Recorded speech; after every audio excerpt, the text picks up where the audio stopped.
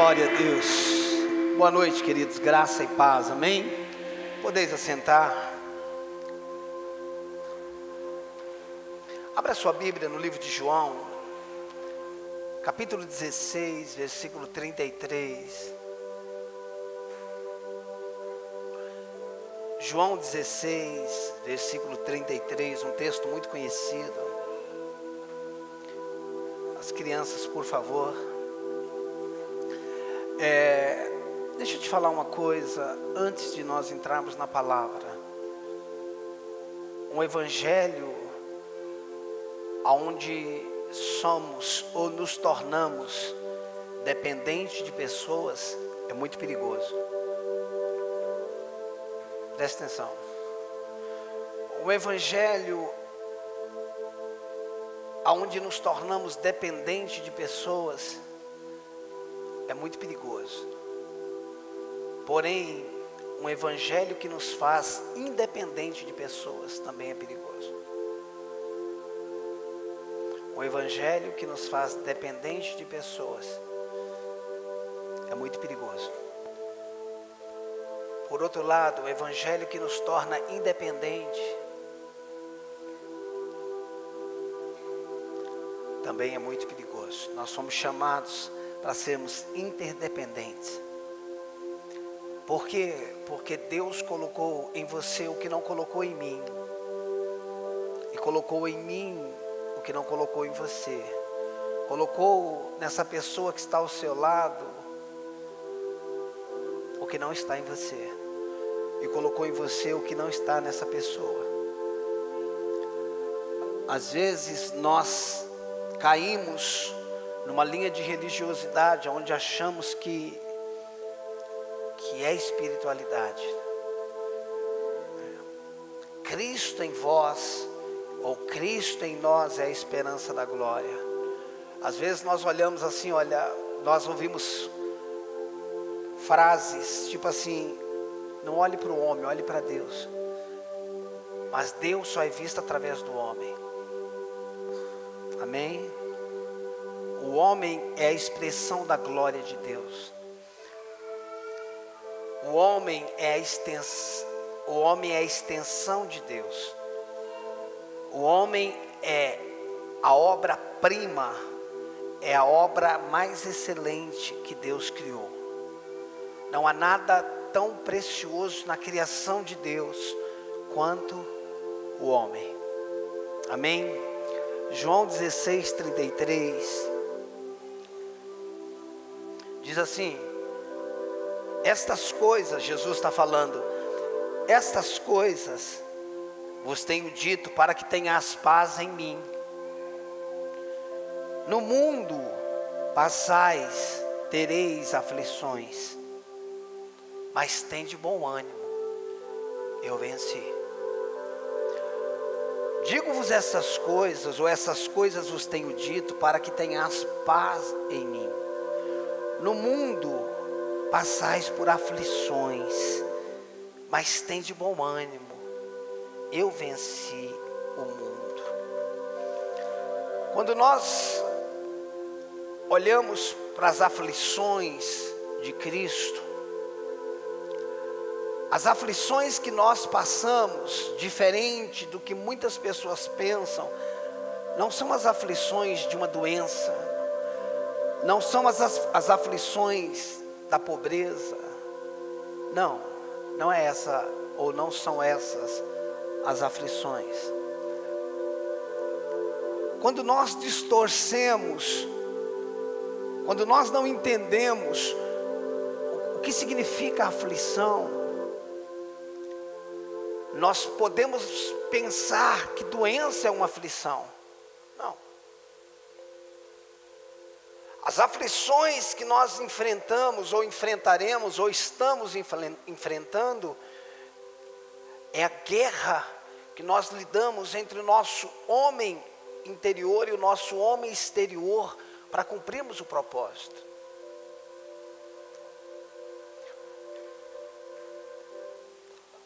Quando nós não entendemos isso, nós achamos que uma doença pode ser uma aflição que Deus mandou. Não.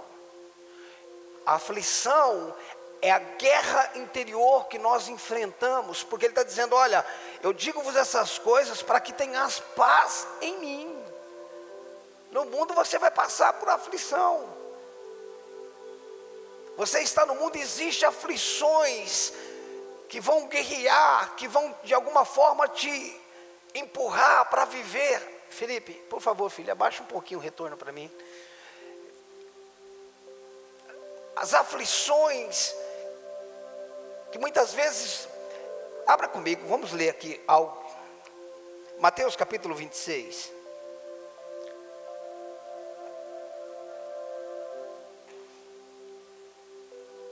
Mateus 26, vamos ler isso daqui para nós.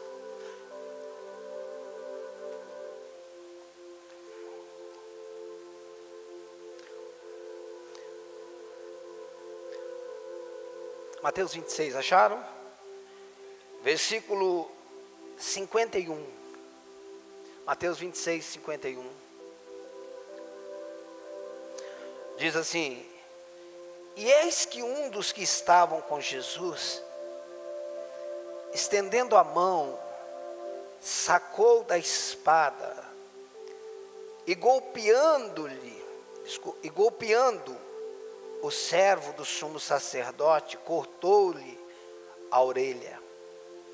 Então Jesus lhe disse: embainha a tua espada, pois todos os que lançam mão da espada, a espada perecerão. 53. Acaso pensas que não posso rogar ao meu Pai, e Ele me mandaria neste momento mais de 12 legiões de anjos?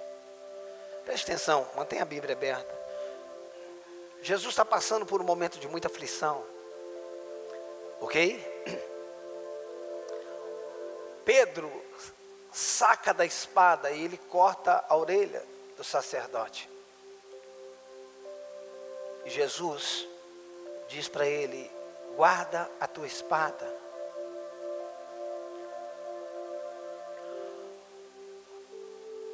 Acaso você não sabe? Acaso pensas que não posso rogar ao meu Pai, e Ele me mandaria neste momento mais de 12 legiões de anjos?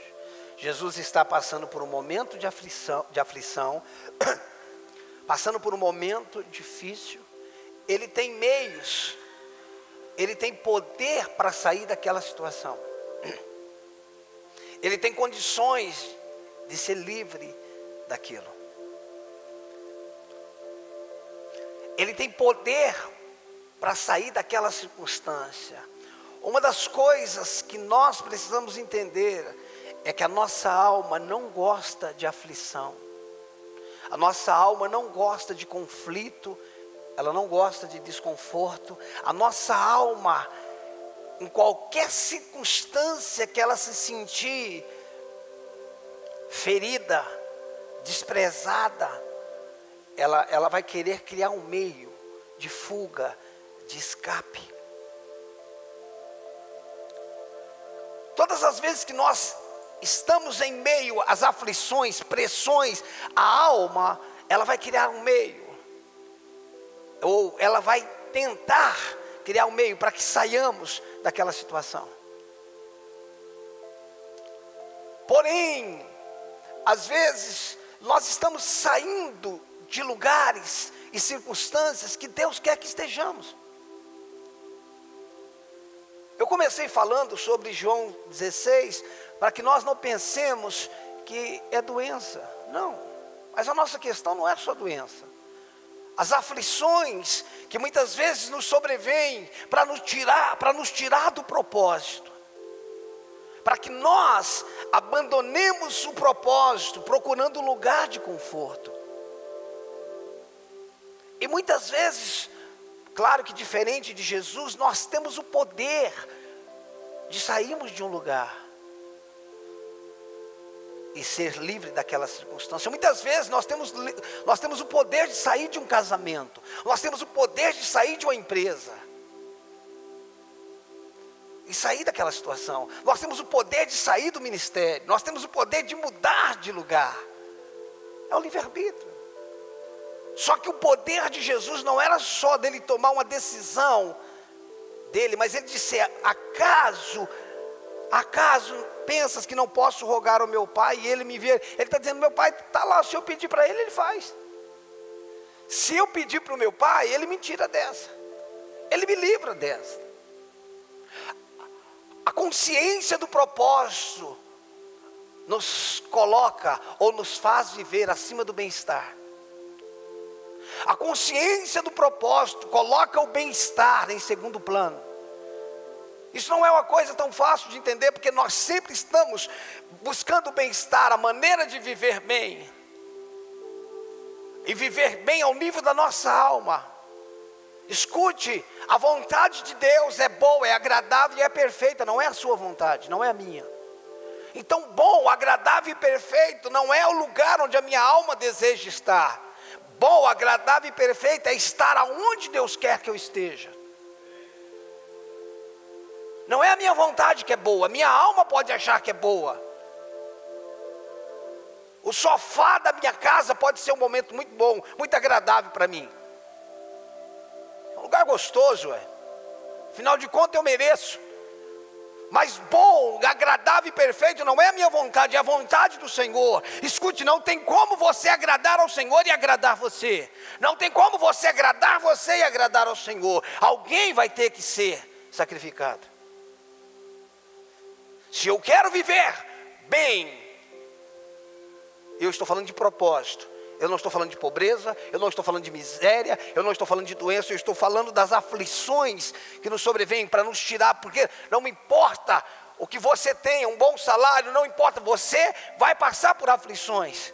Cumprir o propósito sempre vai despertar, sempre vai atrair amigos e despertar inimigos.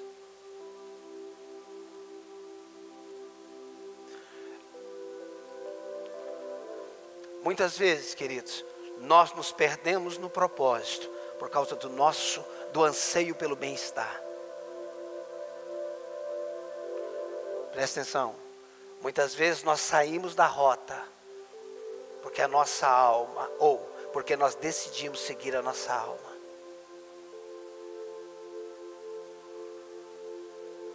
Você já imaginou se José tivesse saído do propósito? Você já imaginou se José decide matar os seus 11 irmãos? Ele tinha poder para isso, sim ou não? Sim ou não? Ele tinha poder para isso. A questão é que quando eu estou no propósito, no centro da vontade de Deus, até o mal que as pessoas fazem contra mim, Deus transforma em um milagre. A questão é que quando eu estou na vontade de Deus, no propósito de Deus, até o mal que as pessoas intentam contra mim, Deus transforma em um milagre.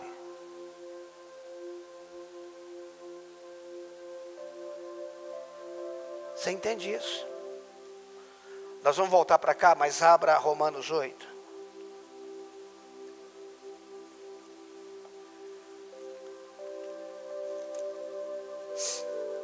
Romanos 8.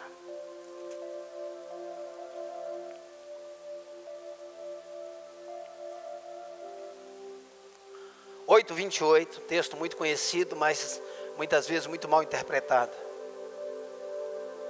Da mesma forma que João 16, 33 é mal interpretado. João 8, 28 diz assim: sabemos que todas as coisas cooperam para o bem daqueles que amam a Deus. Aí as pessoas param aí.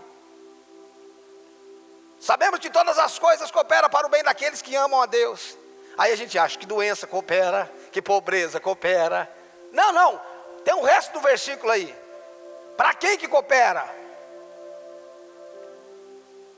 Sabemos que todas as coisas cooperam para o bem daqueles que amam a Deus, daqueles que são chamados segundo o seu propósito. Cooperam para aqueles que vivem no propósito, não para aqueles que estão fora do propósito. Todas as coisas cooperam para o bem daqueles que amam a Deus, segundo o seu propósito. Quando eu estou num propósito, tudo. O pastor Bibiano disse algo, ele disse muitas coisas. Foi fantástica a vinda dele aqui. Ele disse que um crente não passa por problemas, passa por experiência.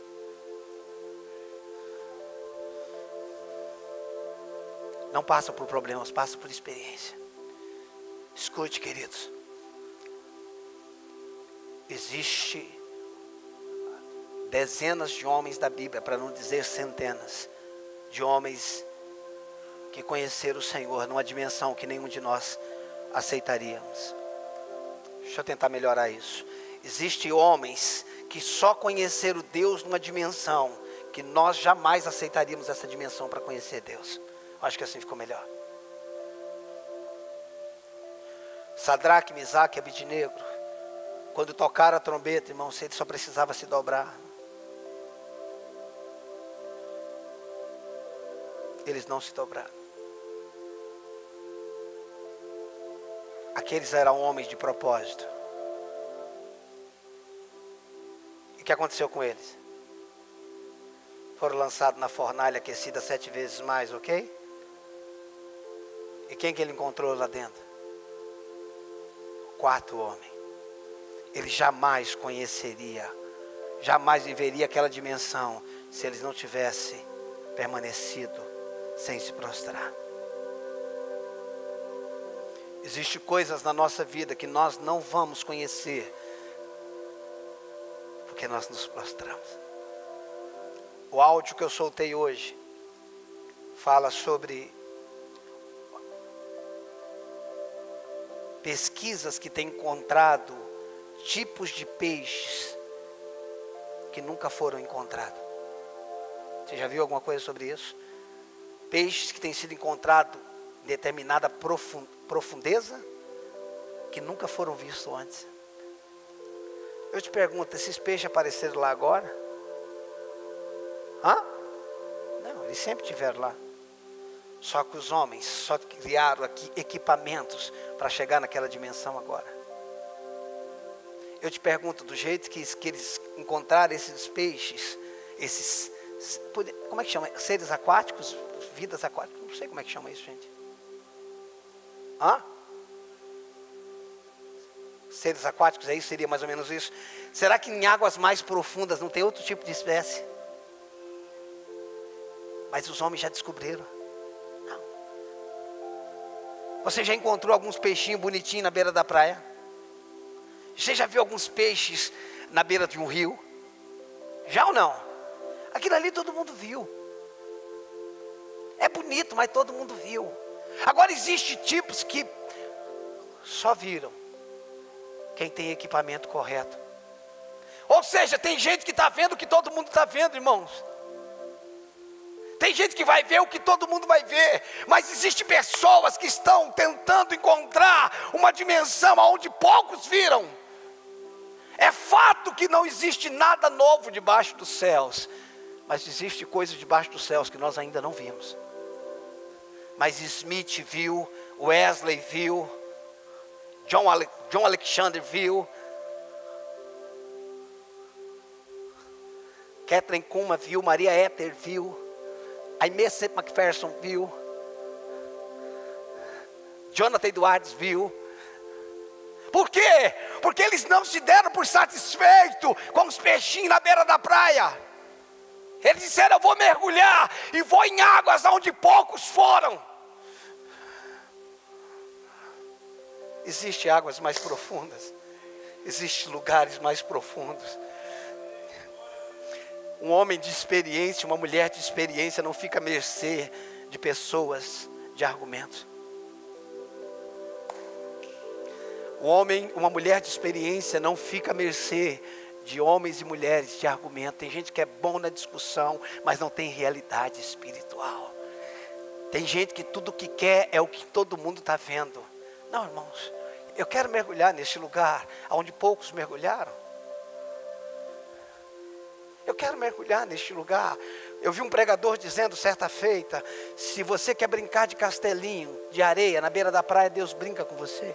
Ele topa, porque Ele te ama. Quer brincar de casinha? Ele brinca com você. Ele te ama. Ele brinca com você, ele vai lidar com você na dimensão que você quer viver. Quer brincar de castelinho, ele vai sentar com você na beira da praia, que delícia. Deixa eu só te lembrando uma coisa, a maré vai subir e o seu castelinho vai cair.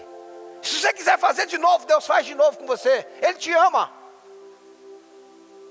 Ah, pastor, eu já sou um pouquinho mais ousado. Minha vontade é surfar. Ele também vai com você. Ele gosta. Quer surfar, ele vai também. Ele te ama, irmãos.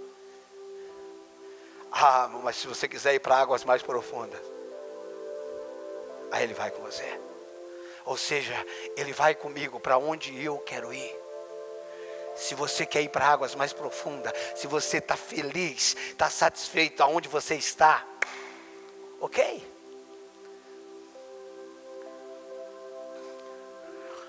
Às vezes tudo que nós estamos buscando é um meio de sobrevivência. Sobrevivência física, sobrevivência familiar, sobrevivência ministerial. Não, irmão, sobrevivência é o estado mais vil do ser humano. Deus não te chamou para sobreviver. Ele te chamou para que você tenha vida, e vida com abundância. Em qualquer área da minha vida eu preciso viver em abundância. Na minha família, no meu ministério, na minha vida com Deus, eu preciso viver em dimensões do qual eu nunca vivi. Todas as coisas cooperam para o bem daqueles segundo o seu propósito. Quando eu estou dentro do propósito, não importa o que o diabo faça, vai cooperar para o meu bem. Não importa. Irmão, você acha que o diabo sabia que estava usando a vida dos irmãos de José para cumprir o sonho de José, para livrar o povo da fome que viria? Você acha que o diabo sabia disso, irmão? Sabia não? Lógico que não, irmãos. Se o diabo pudesse, irmãos, escolher um dom nesse tempo, ele escolheria o dom de discernimento. E eu penso que é o dom que a gente deveria buscar.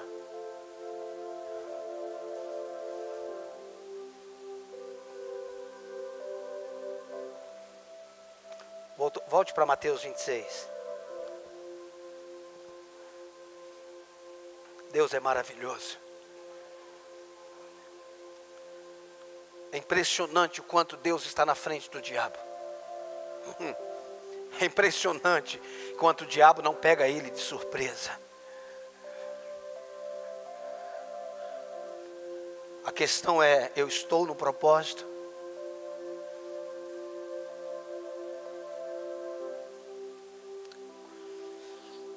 Vamos ler novamente o 53 e depois o 54. Mateus 26, 53, 54 diz assim: acaso pensas que não posso rogar ao meu Pai e Ele me mandaria neste momento mais de 12 legiões de anjos? Olha o 54, como pois se cumpririam as escrituras segundo os quais assim deve suceder? Tá, se eu saio disso daqui, como é que vai se cumprir a escritura?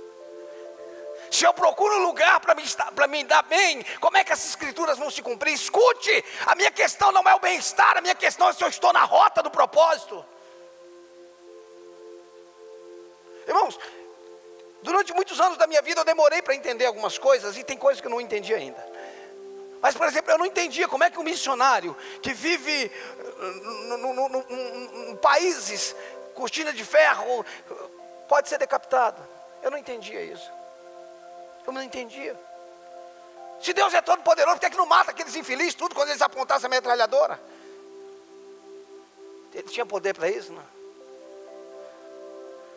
Mas se o grão de trigo cair na terra, se ele não morrer, ele fica só. Mas se ele morrer, ele produz muito fruto. Eu vou te dizer uma coisa, queridos, pouca gente no Brasil não, quase ninguém no Brasil vai carregar sobre si a herança de ser chamado mártire. Esses homens, essas mulheres são mártires. Eles abriram mão da sua vida por causa do evangelho. Você acha que eles não sabem que estão correndo risco o tempo todo? Sim ou não? Que vantagem que Maria leva nisso, irmãos? Que vantagem que você tem de sair para o teu país, aonde eu posso fazer o que quiser, andar com a Bíblia, rolar na rua, fazer o que quiser. Estão soltando um filme agora, onde Jesus, com seus discípulos gays,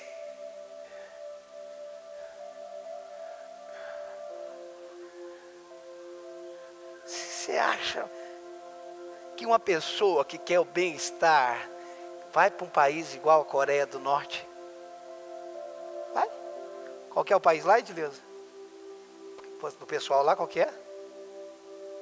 Não, Iraque, que o pessoal reconstruiu as casas? Você acha que é isso, irmãos? Tudo que eu quero é congregar e quando eu tiver afim. Não estou afim hoje, irmão. Você acha que você quer ir para... Irmão, você está cultuando, os caras podem chegar a qualquer momento. Você acha que você... Não, irmãos, isso não cabe no meu bem-estar, na minha vidinha, isso não cabe. Mas cabe na vida daqueles que descobriram o propósito. E eles dizem, com as suas vidas, eu não tenho a minha vida como preciosa. Não tenho minha vida como preciosa. Você sabe qual... Olhe para mim. Você sabe qual pode ser o grande problema do evangelho no Brasil? É o conforto que a gente tem. Jesus falou para Pedro, você acha que eu não tenho condições de pedir 12 legiões e eles resolveriam isso daqui? Ele falou, eu tenho poder para resolver isso daqui, mas como é que vai se cumprir isso daqui? Existem situações que alguns de nós estamos, que nós temos poder para sair dele, mas como vai se cumprir o que Deus tem sobre a tua vida?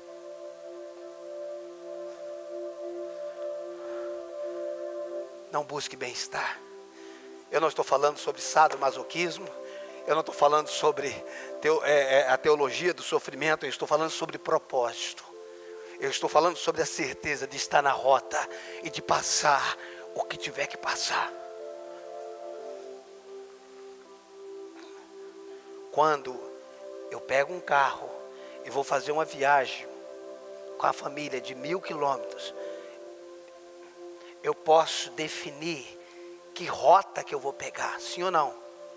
O que eu não posso definir é a qualidade da estrada. O propósito é isso. É uma rota definida. Você sabe para onde está indo. Mas você não sabe a qualidade da estrada. Está tudo bem, não garante que está bem. Não garante que você está bem. E está tudo mal, não garante que você está mal. Não é o resultado, é a certeza de estar na rota certa. Eu posso definir a rota, mas eu não posso garantir a qualidade da estrada. Mas se eu estou, porque irmãos, olha o que Paulo disse. Combati um bom combate, acabei a carreira e guardei a fé. Fé não é garantia de estrada boa. Fé é a garantia do término ou da chegada no destino. Fé não é garantia de estrada boa. Fé é certeza de chegada. Eu vou chegar. Tem buraco, mas eu passo. Tem pedágio, mas eu pago. Dá para entender isso? Esses dias eu peguei uma moto de um dos meninos da igreja e fui até São José do Rio Preto. É maravilhoso, irmãos. Você pegar toda a Bandeirante, irmão, não pagar um pedágio. Depois passar pela Washington Luiz, irmãos, quando tem pedágio de R$15,60. Dá vontade de passar e dar língua para as mulheres do pedágio. Não paguei nenhum, irmãos. Nem para ir, nem para voltar, só gasolina. Irmão, é barato demais. Às vezes a gente pensa, irmãos, que a vida é pegar uma moto, que o propósito é pegar uma moto, passar pelos pedágios e não pagar nada. Não! O propósito vai custar tudo. Não confunda graça com dimensão. Graça é receber aquilo que eu não posso comprar, bênção, salvação. Mas é de graça porque alguém pagou. Mas dimensão vai custar minha vida. Dimensão vai custar o meu tempo. Dimensão muitas vezes vai custar o meu prazer, os meus anseios.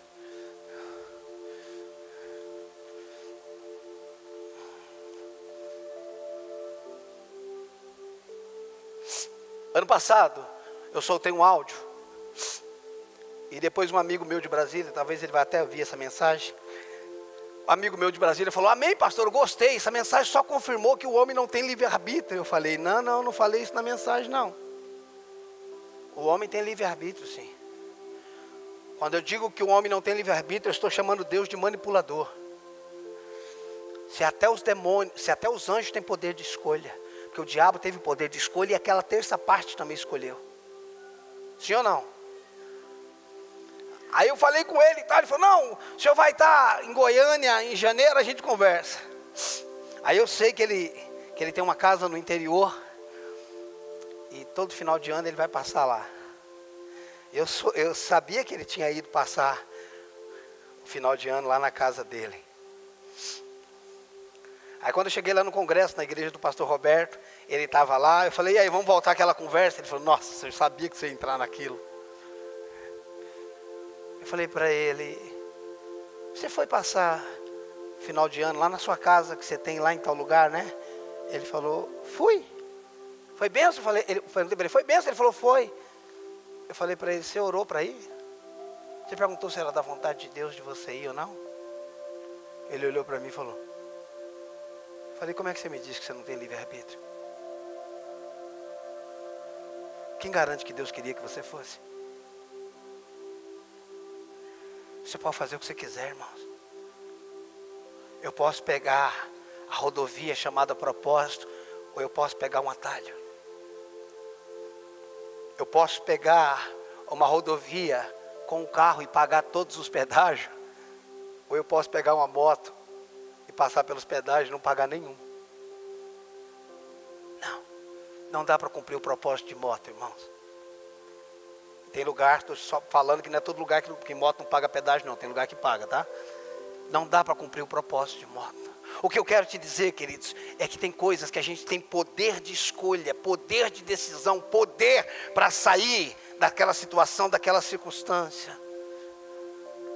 Mas quando nós temos consciência de propósito, nós não saímos. Nós decidimos ficar. Seja numa empresa, seja na escola, seja numa faculdade, seja no que for.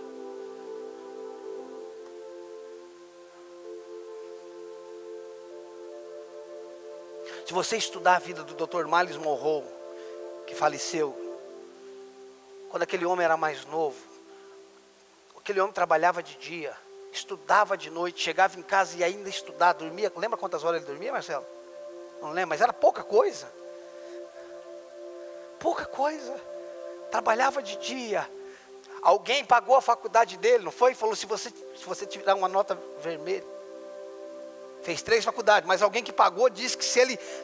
O acordo é que você não poderia tirar nenhuma nota vermelha, senão eu não pago mais sua faculdade. Ele tinha que ralar. O homem ficou rico, milionário, um homem de Deus. O problema, irmãos, é que a gente olha o resultado e não vê o processo.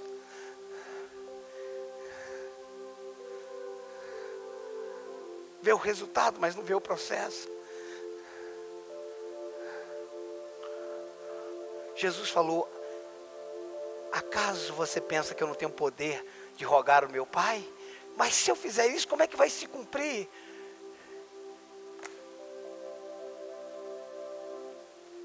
Existem buracos às vezes na estrada, irmãos, na rota do propósito. Na rota do propósito às vezes existe injustiça. Na rota do propósito às vezes existe calúnia. Na rota do propósito existe muitas coisas desagradáveis, mas eu estou na rota do propósito. Essa deve ser a sua certeza, essa deve ser a minha certeza. Irmão, Jesus sabia que era dali para pior. Agora ele estava sendo preso, ia ser julgado, condenado, crucificado. E agora? Agora? Irmãos, nós estamos usando poder para nos dar bem. Poder não é para nos dar bem, poder é para cumprir propósito. Poder não é para ficar rico, irmãos. Poder é para cumprir propósito. Poder não é para ser famoso. Poder é para cumprir propósito. Esses dias não, ontem, a Andréia me falou: irmãos, tem hora que vocês têm que me perdoar, minha indignação me faz falar algumas coisas.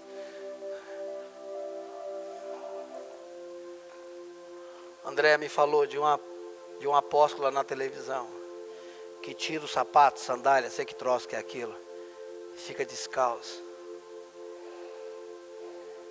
E o pessoal faz fila. Não faz fila só para tocar, só pode vir quem tem dinheiro.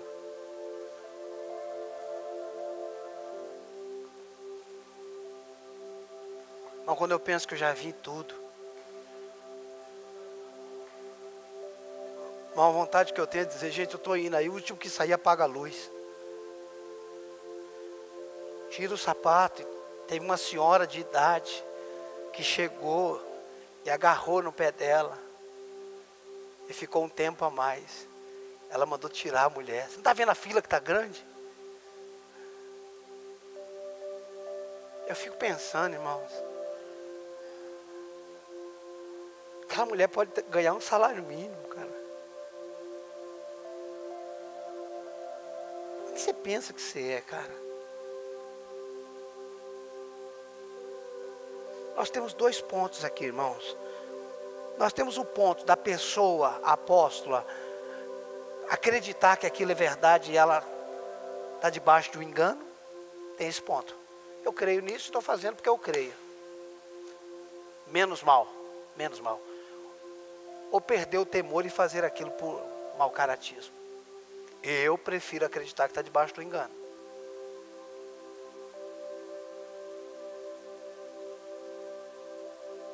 É esse o evangelho, irmãos? Não. Esse não é o evangelho de Jesus. Esse não é o evangelho de Cristo. Deus não nos levantou para ser estrela sobre os outros. Deus nos levantou para sermos servos um do outro. Eu não sou a favor de pobreza, irmão. Você viu esses dias a reportagem de bispo, de padre, e tem pastor também. Estou só falando dos padres, não estou falando que foram presos, irmãos, com milhões. Você viu isso? Irmão, nem padre tem mais voto de miséria. Você acha que os pastores vão ter? Antigamente eles tinham. Não tem mais, acabou, irmão, não tem mais voto de pobreza. Escute, só tem uma coisa que vai nos livrar desse evangelho mentiroso e hipócrita, é uma consciência do Espírito Santo na nossa vida. Um relacionamento íntimo com o Senhor, aonde o dinheiro não se torna o nosso Deus, aonde a fama não nos embriague, aonde nós não vamos usurpar as pessoas para nos dar bem. Se tiver que passar pela aflição, eu vou passar.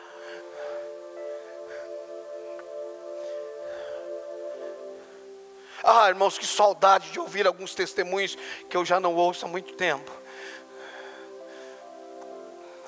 Pastor, que testemunho, pastor? Eu estou falando na igreja, eu sei que em muitos lugares acontece, mas eu estou falando faz tempo que eu não ouço. Testemunhos assim, olha, não tinha nem o que comer direito, não tinha nem o que comer. Uma vez eu estava falando sobre isso, preguei isso, irmãos. No outro dia chegou um áudio da Bahia para mim, dizendo, pastor, passei por isso ontem. Saudade de alguém dizer, pastor, nós estávamos lá em casa orando, sem ter o que comer. De repente parou um carro na frente, abriu o porta-mala, tinha uma compra. Irmão, que saudade de ouvir um testemunho desse. Que saudade de ouvir um testemunho desse. Da mão de Deus agindo, de pessoas que decidiram crer no Senhor.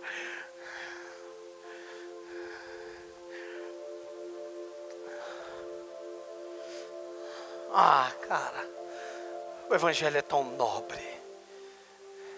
Ontem me mandaram um vídeo, ontem foi anteontem, um videozinho de 4, 5 minutos, eu vi porque era uma pessoa que eu não conhecia, e mandaram, eu fui ver o vídeo, aqueles vídeos bem pentecostal, mas precioso demais. Eu fiquei vendo, irmãos, uma irmã falando, presta atenção nisso, uma irmã falando assim, olha, eu estava indo para o monte dizendo, eu não vou pregar mais, eu estou largando tudo, Deus, ou o Senhor fala comigo, olha aquelas irmãs pentecostal da peteca assim mesmo, sabe, irmão? Estou indo para o monte, e hoje eu não quero ouvir vaso não, eu quero que o Senhor fale comigo, não vou ouvir ninguém. Se o Senhor não falar comigo, eu não vou fazer, eu não prego mais, eu não faço mais nada. Irmãos, ela foi. Quando ela estava chegando perto do monte, encontrou o outro irmão. O outro irmão falou: olha, vai lá no hospital que o filho da fulana está internado, sei lá, está morrendo. Ela falou: Deus, eu vou lá, mas eu volto aqui. E se o senhor não falar comigo, é a última coisa que eu vou fazer. E ela entrou no hospital, irmão, ao invés de entrar na sala, não sei o que foi, ela entrou na UTI, irmãos. Quando ela entrou na UTI, tinha um homem entubado. Entubado, quando ela viu que não era a pessoa, ela foi dando ré assim, e o homem que estava entubado chamou ela. E falou: tira a máscara. Ela ficou: tira a máscara. E tirou a máscara dela. Ficou 1 hora falando na vida dela, desde quando ela nasceu. E antes de terminar de falar, falou para ela: ergue o lençol. Quando ela ergueu o lençol, as pernas tinham sido amputadas. E havia cheiro de carniça. E sabe o que essa pessoa que estava amputada disse na cama para ela? Disse: Deus me libertou do homossexualismo. Eu vim para a igreja, mas não aguentei e voltei para o mundo. Olha como é que eu estou. Você quer terminar assim? Perguntou para ela. Na hora que terminou isso, falou para ela: coloca a máscara. Ela colocou a máscara. Na hora que ela colocou a máscara, a pessoa virou para o lado e morreu. Ela ficou assustada e começou a gritar: matei, matei, matei, matei. Aí veio uma enfermeira dizendo: o que aconteceu? Ela falou: olha, eu entrei nesse quarto aqui, a pessoa mandou tirar a máscara, ela falou comigo 1 hora. Eu coloquei a máscara, ela morreu, eu matei a pessoa. A enfermeira falou para ela: você está louca? Essa pessoa morreu 6 horas da manhã. Nós só não tiramos ela daqui porque o hospital está cheio. Ela está morta, ela deu óbito 6 horas da manhã. A missionária desce, irmão, chapada lá de cima. Quando ela está na porta do hospital, o porteiro era crente, irmãos. Saiu marchando daquele jeito dele e falou bem na cara dela: você não queria que eu falasse com você? Cara, Deus ressuscita alguém para falar com... Esse Deus não é gente, irmãos.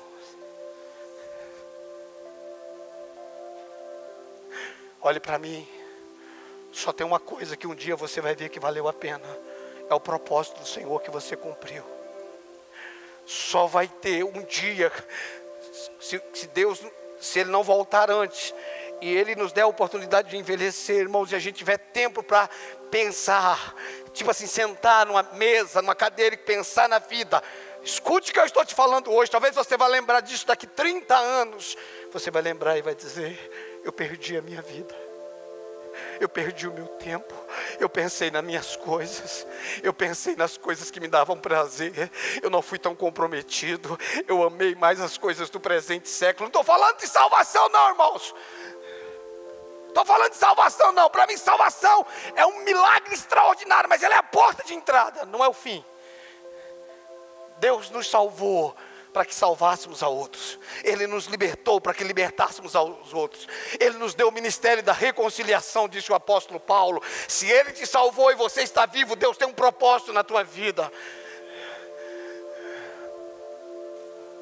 Um dia você vai sentar e vai olhar e vai se arrepender por tão pouco tempo que você passou com Ele.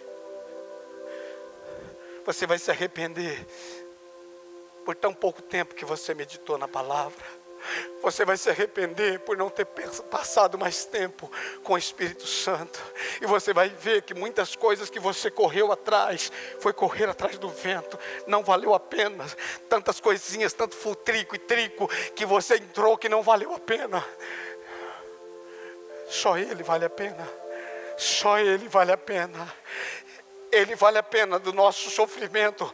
Ele vale a pena dos buracos que nós vamos encontrar na rota do propósito. Ele vale a pena, irmão, das injustiças, das calúnias, da desonra. Ele vale a pena por tudo que nós estamos passando ou iremos passar. Porque o meu Jesus,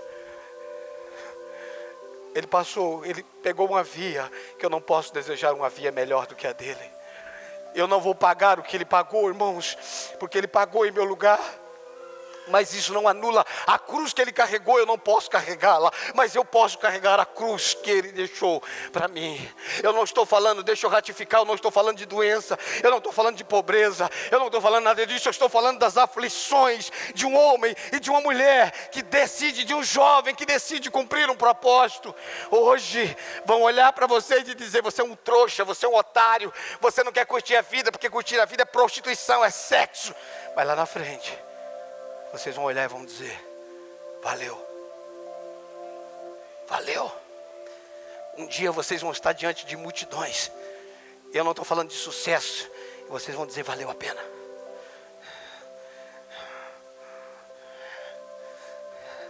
Sábado de manhã eu estava tomando café com o Bertelli.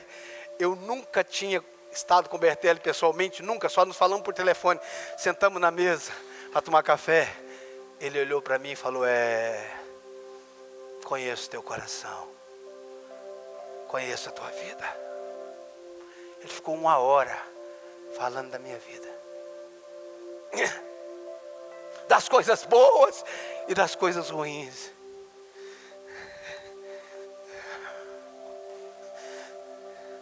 Ele olhou para mim, sentado assim, disse para mim assim: eu estou diante de um general de Deus. Você não é qualquer um. Você vai chegar em lugares que eu não vou chegar.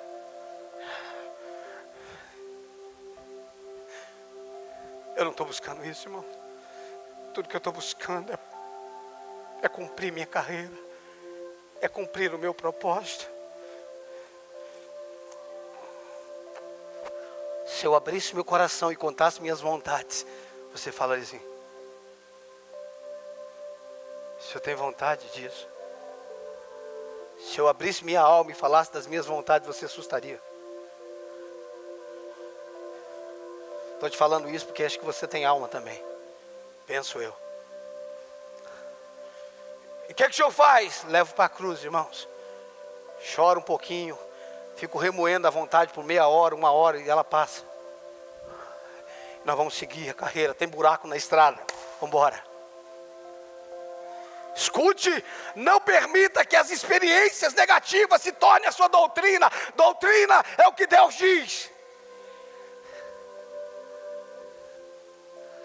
Quando o Judson canta, deu vontade de olhar para trás, deu vontade de largar o arado e fugir. Mas valeu a pena. Está valendo a pena, irmãos. Vale a pena. Escute.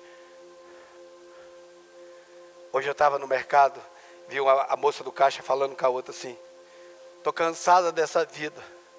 Deu vontade de falar para ela: você não tem outra não. Você só tem essa.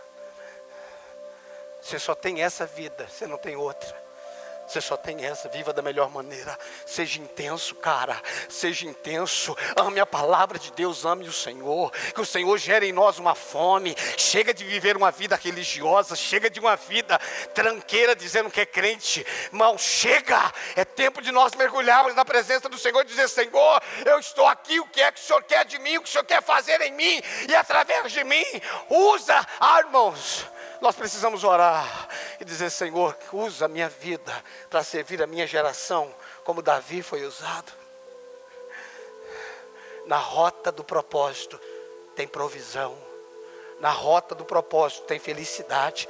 Na rota do propósito tem casamento. Na rota do propósito tem tudo o que você precisa para viver. Na rota do propósito não falta nada. Não negocie, cara. Não negocie.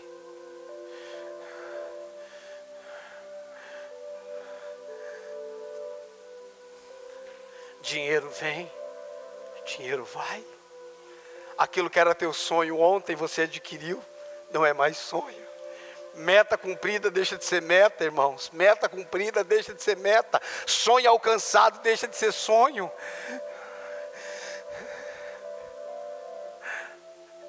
Existem águas mais profundas.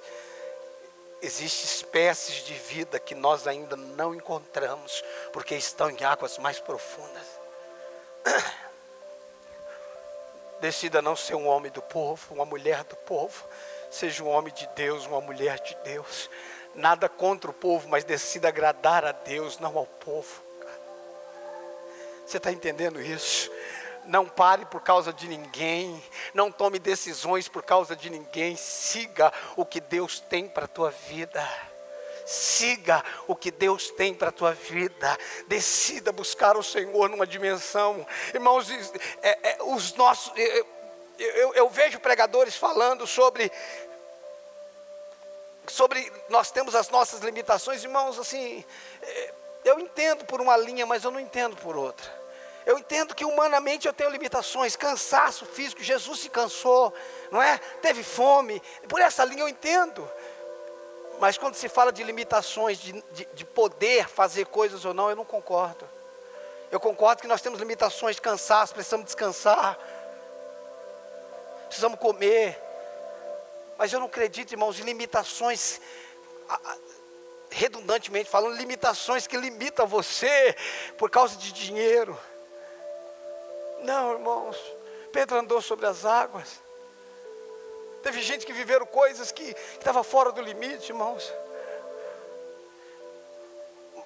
Irmãos, o que é que gira? É o sol ou a terra em torno do sol? Hã? O que é que se move, irmãos? É a terra ou o sol? Por que a Bíblia diz que o sol parou, irmão? O sol está parado. Não está parado o sol? O que gira não é a terra em torno dele? Sim ou não? Então não foi o sol que parou, irmão. Foi a terra que parou. Você conhece algum bambambam que faz isso, irmão? Humanamente falando? Você conhece alguém sem limite para fazer isso? Mas não tem limite para um homem e para uma mulher que desejam, que decidem confiar e andar com o Senhor. Não existe limite, não existe falta de recursos, não existe falta da presença de Deus para um homem e para uma mulher que decidem confiar no Senhor. Não existe. Não é o dinheiro que vai fazer você parar, é a incredulidade.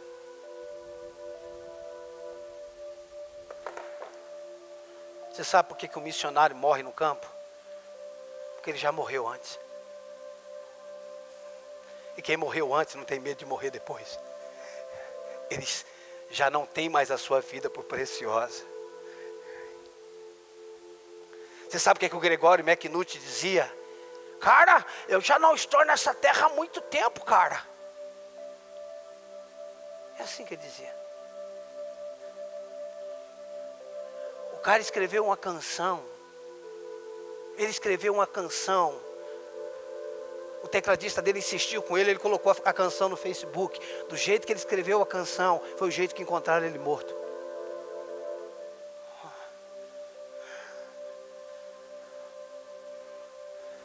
Existe o sobrenatural dentro de você. Você não quer cumprir o propósito? Clame ao Senhor para Ele te mandar uma legião de anjos.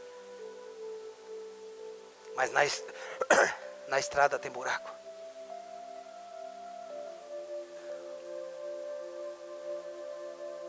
Vamos nos colocar de pé, por favor.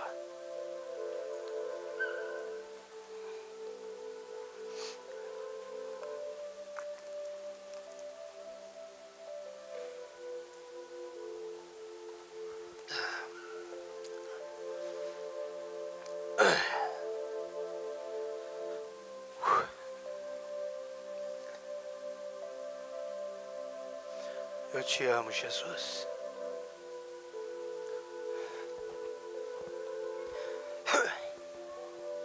Feche teus olhos, por favor.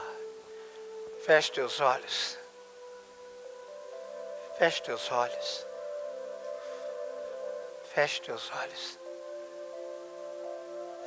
Talvez tudo que você tem vivido, talvez a sua vida tenha sido apenas cumprir um ritual.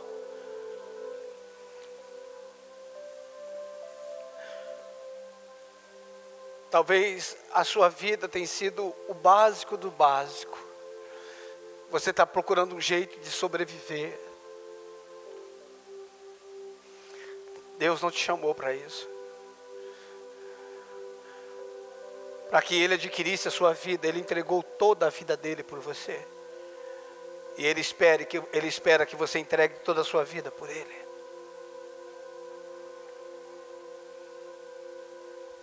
95% não é entrega. 99% não é entrega. A entrega é 100%. Peça para Ele inflamar o teu coração. Diga para Ele: Senhor, se tem aflições na rota do propósito, eu estou disposto a passar por elas. Se existe injustiça na rota do propósito, eu estou disposto a passar por ela.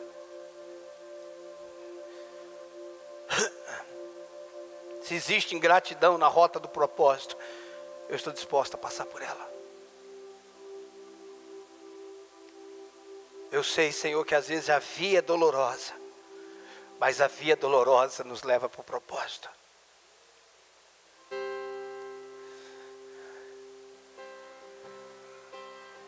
Uau! Te amo, Senhor. Te amo, Senhor. A declaração é sua. Fale o que você quiser dentro do que você entendeu, no que você acabou de ouvir. Fale com Deus.